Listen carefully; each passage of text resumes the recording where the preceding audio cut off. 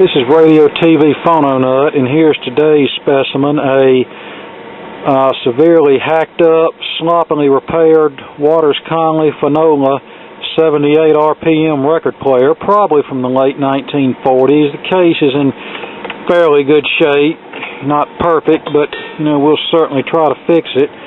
The first thing you'll notice is this extra long white power cord that they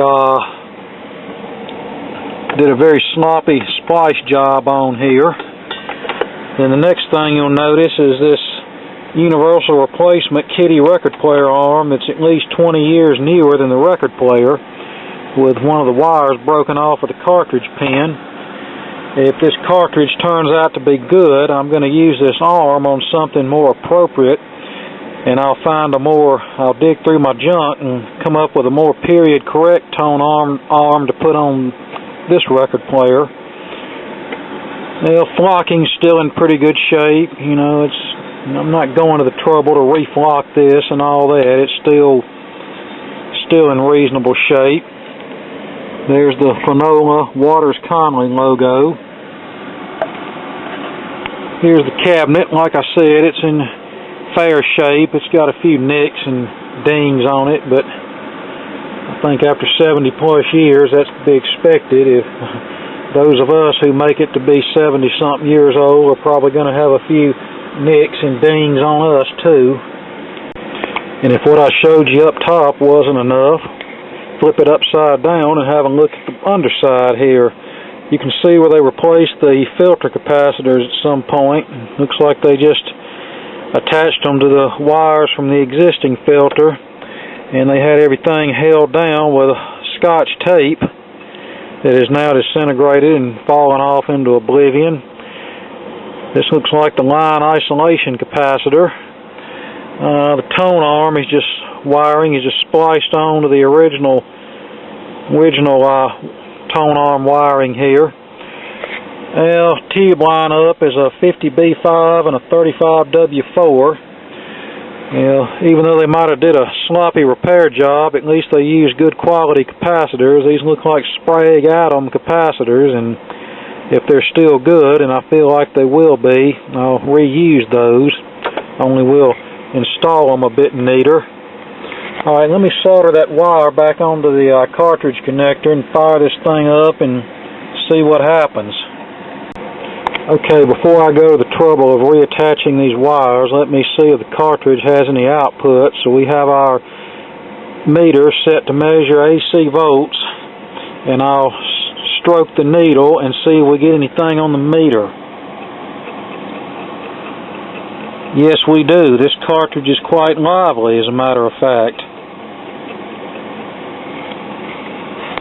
Well, it looks like these connections broke before, and somebody just replaced them with some new connectors and never even bothered to solder the new ones in place. That's why they came off so easily. And yeah, I had to solder this on with it on the cartridge, but I clipped a clip lead to it to try to pull the heat away from the cartridge innards, because I'd like to save this cartridge if I could.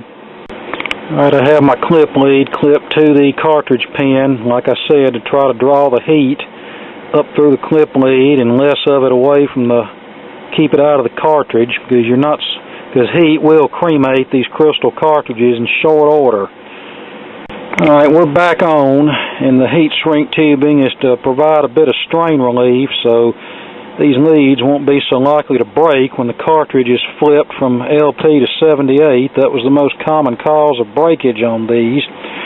The next common cause was the little retainers that hold the leads up into the Tonearm would fall out, and then people would either grab the leads or they get caught on something or whatever and just break off that way. So before we're done, we'll have to put something in here to keep these leads in place. I mean, these arms never were made too well to begin with. I mean, what they cost? $2.50 for the whole arm and cartridge at the parts house. And that's usually what most people did with these types of record players. When the cartridge went bad or the arm got damaged, they just replaced the whole thing. It was less labor intensive and cheaper in the first place. When a cartridge was $8.95 versus $250 for the whole shebang, and what do you think most people are going to do? Alright, that needle was bent, so I just very gently bent it back over and got it back centered onto the suspension there. Alright, let's turn it on and fire it up and see if we can play a record. You know, they're having those caps installed. This amp ought to work. Nah, let's not play a record. I see some bare wire exposure under this wad of electrical tape, so let's do something about that first. And look at this Tonearm wire. It wasn't long enough, so they just tied it to a bare piece of wire, and then tied that bare piece of wire to this bare piece of wire. I mean, this is just a short circuit waiting to happen. No, all we're getting is a little intermittent popping in the speaker.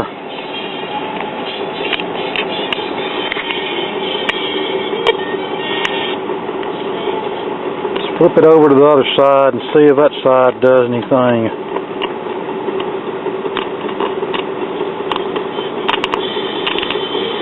Nope, nothing there.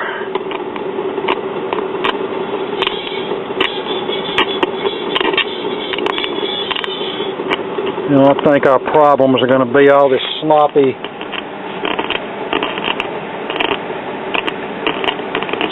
wiring.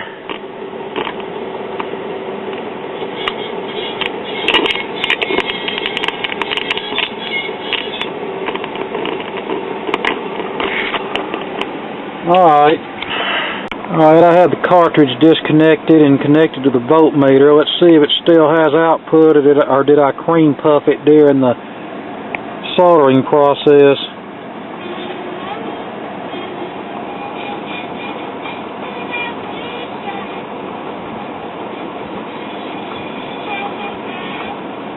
No, we didn't cream puff it. It's still jumping up to over 4 volts. So yeah, this amp's got a problem.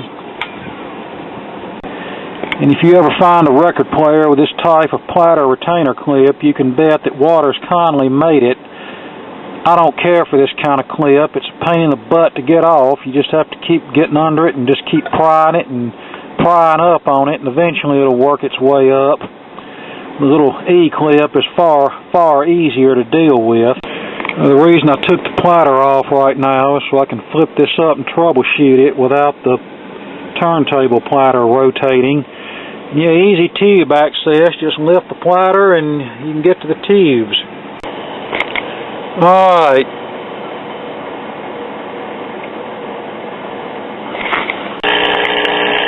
Alright, I'm getting a buzz whenever I touch the amp input, so something's active.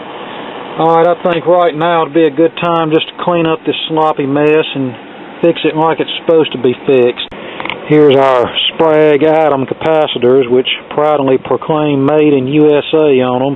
This one's date-coded the 13th week of 75. The other two are date-coded in 74, so we know this was worked on during or after 1975, and we will keep these capacitors and all of their USA goodness if they check good, and I feel like they will.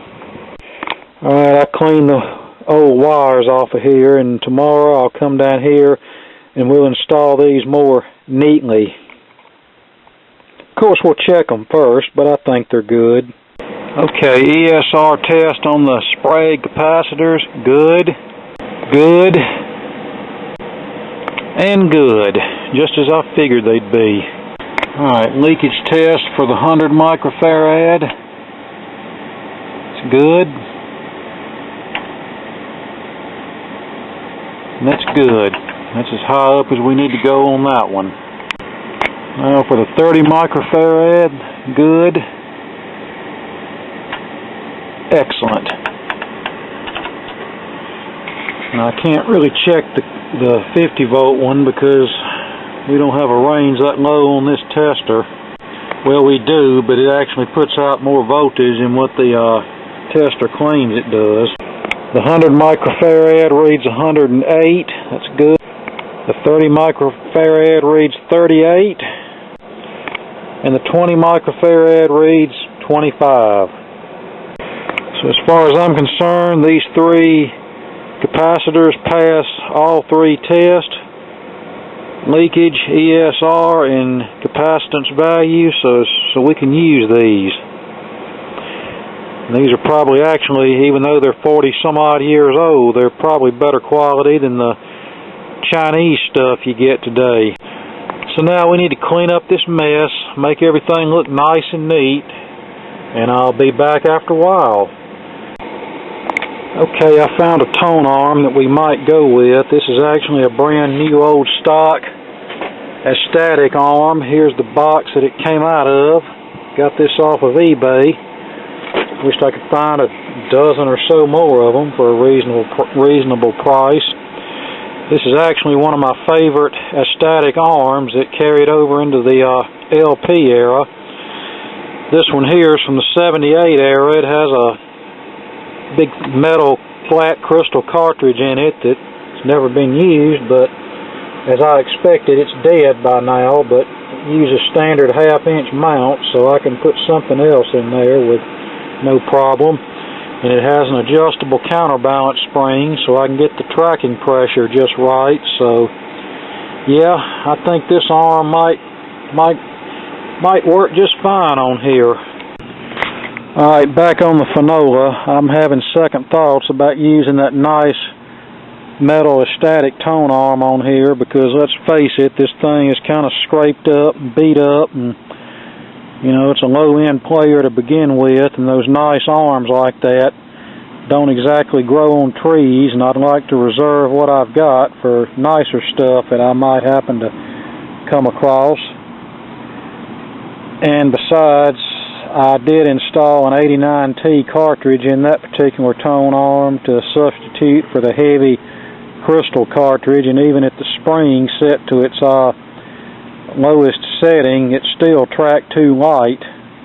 You know, that arm was designed for a heavy cartridge, so I'll have to come up with something for that at a later date, or either just have that cartridge rebuilt that came in it. So I stuck this plastic kitty arm on there that didn't have a cartridge in it. The kitty arm that was on here, the mounting stud was too small, and the one I had was just the right size, but the cartridge is gone out of it. Well, I had this old Varco TN4B or TN8 or whatever it is, stereo cartridge, that one side of it was dead, but the other side was still hot. But for 78s, that's not a problem. All we need is one side. And I just put a 78 LP flip needle in it, and I'll probably cut off one side of it, so cut off the handle so it won't be sticking out. And in order to mount the cartridge, I just clipped it to one of those tall cartridge mounting brackets. I've got a few of them on hand, and just wedged it up into the Tonearm, and there it is. Now, it's not going to get as loud as it would get with the 3-volt cartridge, but like I said, this is a resurrection.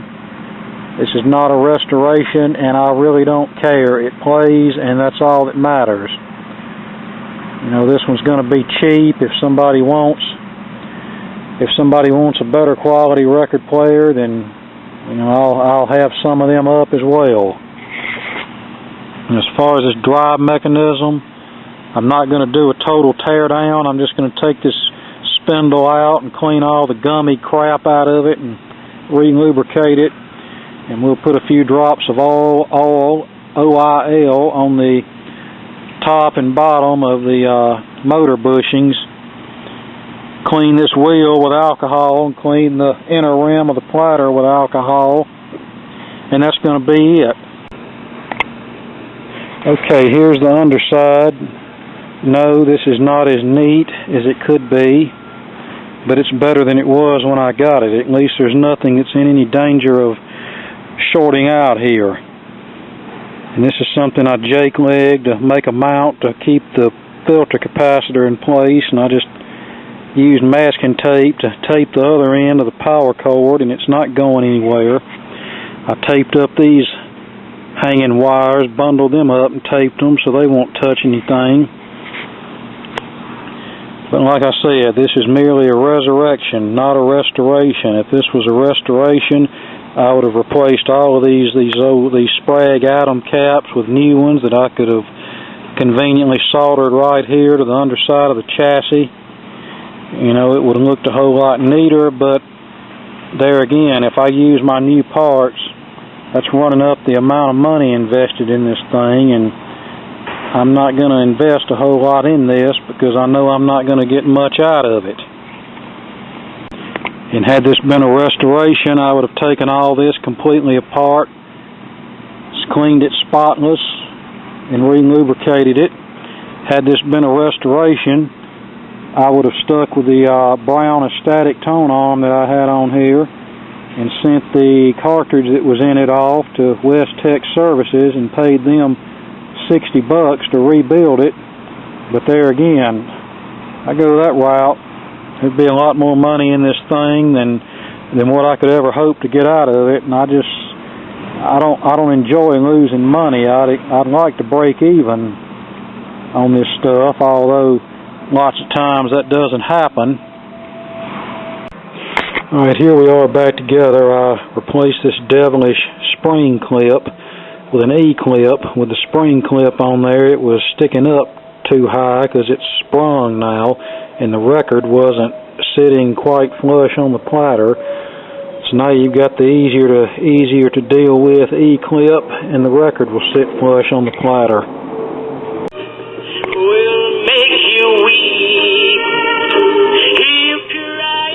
And this thing gets pretty loud, especially on later 78 RPM records. Now this is still not something that you're going to use to entertain all the guests at your party, but for personal use it should be fine. Here's an old acoustic record which is not as hot as the later electrically recorded records, so it's not going to be as loud, but it's still loud enough. And I'm going to leave that needle as it is, because if you happen to want to play any of the later Kitty records that are micro groove, you can just flip the needle over to the LP side and play them. Now the idler wheel's got a little bump in it, which most all of these are going to have by now. But there again, I'm not restoring this, we're resurrecting it. If I replaced the idler wheel and came up with a period correct, well, I've already got a period correct Tonearm, and if I had the cartridge rebuilt in that one and did everything else, we'd have probably $125, $150 in this thing, and I just don't even think I could recover my investment. And it's not like I don't have other 78 players for my own personal use, so I really don't need this one. But here it is. If anybody wants it, there's a link in the description where you can get it. And if nobody wants it, it'll probably get chopped up for parts to fix other things.